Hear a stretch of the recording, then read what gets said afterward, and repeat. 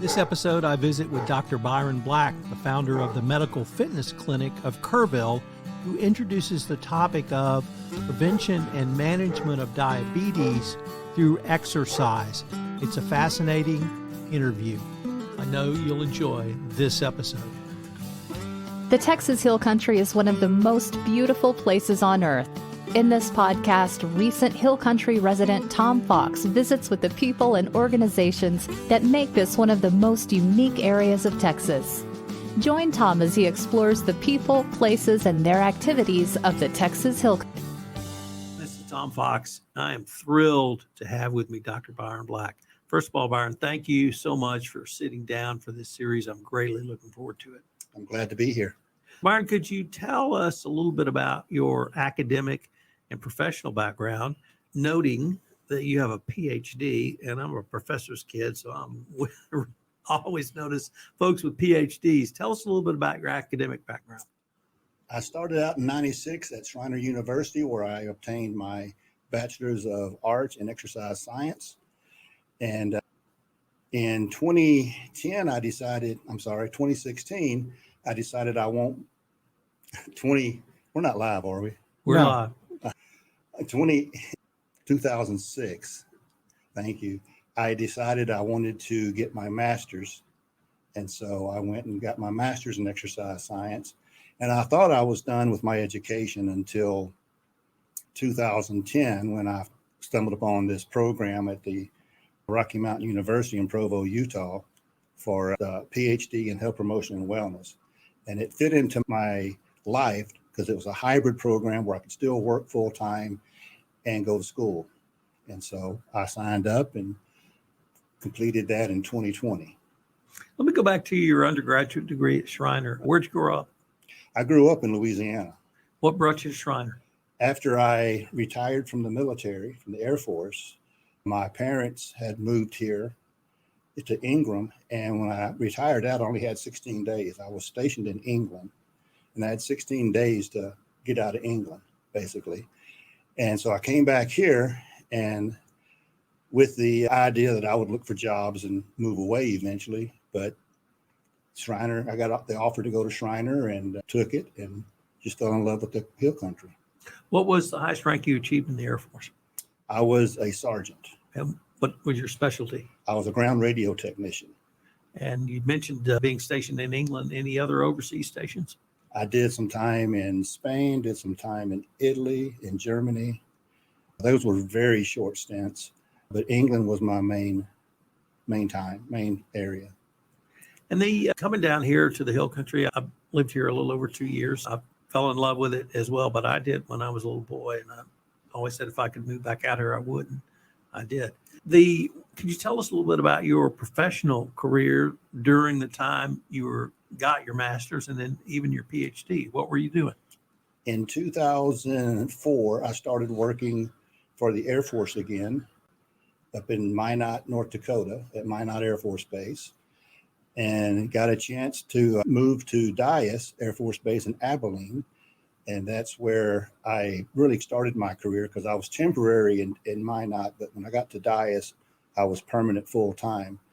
And I was the base exercise physiologist. So I helped the airmen with their health and fitness and passing their fitness test. And then that's where I started working on my master's. And then my wife and I, who I met at Dyess and married her there, she was my boss, job security. And we got stationed at Lackland. And so I finished up my master's there and kept working that, and decided that I wanted to get my PhD, and then started that process. But in 2015, I resigned from the Air Force and worked on my PhD full time and dedicated everything to that. And then once I finished my PhD, I decided to open up the medical fitness clinic here. So let me ask you about your time as a fitness director working with airmen. It strikes me you were a little bit older than a typical airman at that time. Right. How did they relate to someone older than themselves, really helping them with fitness? Were they open to it? Is that part of the culture of the Air Force? Yeah, they were very open to it because, one, a lot of your senior NCOs and senior officers are older, and they are accustomed to taking directions from them And two, I think the biggest thing was that I was there to help them. They were having health and fitness problems, and they knew that I was there to help them and help them overcome whatever they were having problems with. And so I was very well received by the whole base, every rank and every gender. So did this fitness take a holistic approach? And I will tell you why, because it sticks with me to this day. When I was in ninth grade, I had a basketball coach who taught health. And the first day he told us and wrote on the board that health is a state of mental, physical, emotional, and spiritual well-being, and not just the absence of disease. And that was 1971. And that's how powerful it was. I can still quote it to this day. And it's the first time I had ever heard that concept. Is that the type of concept you were trying to get across in the Air Force? I know you do that now, but has your thinking evolved in that, or did you move to that early on? When I was working with the Air Force, I was one component of that. So yes, the base had that holistic approach, but I was the fitness component. Now, if I noticed or heard something from an airman that would kind of put up a flag, then I would say, okay, I'm going to refer you over to mental health or over to one of the base pastors or ministers. So we would all work together to help that airman get whatever they needed. Let's move up to your time here in Kerrville. And you mentioned you founded or started a clinic. Could you tell us a little bit about that? Yes, sir. I actually designed the clinic when I was working at Lackland. The building that I worked in had a little fitness center in it. And I was able to work with the providers on base to have them send family members and retirees and active duty over to me so I could work with them specifically. They were the ones that had the high risk problems. They needed the most help. And when I resigned in 2015, I wanted to do that in the private sector or the civilian sector. And once I finished my PhD, I decided it's time to do it. So I started looking around. I was originally going to build my own building, and I still plan to do that someday. But right now, I work with Dwayne Short over at Peak Fitness. He lets me come in and do my training in there. And that's how I got started. And do you have a sort of typical clientele? Is it older, as in Kirk County, mature folks? Is it younger folks? Is it a mix? It's a mix. Right now, I have a more mature population because I really want to work with people that have what's called comorbidities. They have diabetes, hypertension, obesity, age-related situations or conditions that require more attention while they're working out.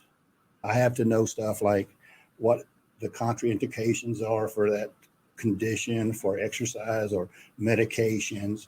And so that's the group of people that I work with that need that extra attention. The work you do, does it move towards this holistic approach that we've alluded to a little bit earlier? Or are you still one component of what you see as that picture? I'm still just one component. That's pretty much all I am in the wheel of holistic.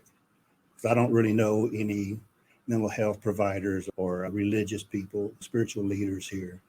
So I'm just one little pie.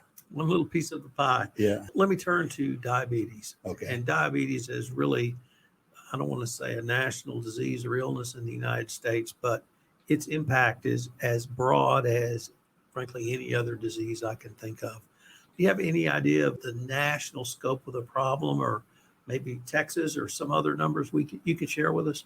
I know in the U.S., the number has increased significantly over the years. Back in 1985, when they first started keeping track of it, we were really low. But now in 2018, we're up to 34.2 million, or at least 10% of the population. And that's 2018. We're in 2023, so I imagine those numbers are probably off the chart by now.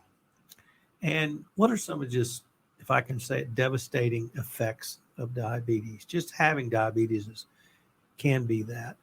Most people, when they get diabetes, they consider it a death sentence because they saw their parents or their aunt or their brother go through all the symptoms. And initially, diabetes is not harmful. It's painless. But then as it builds up over time, you start to lose your vision. You start to maybe get a toe cut off. The kidneys start to fail.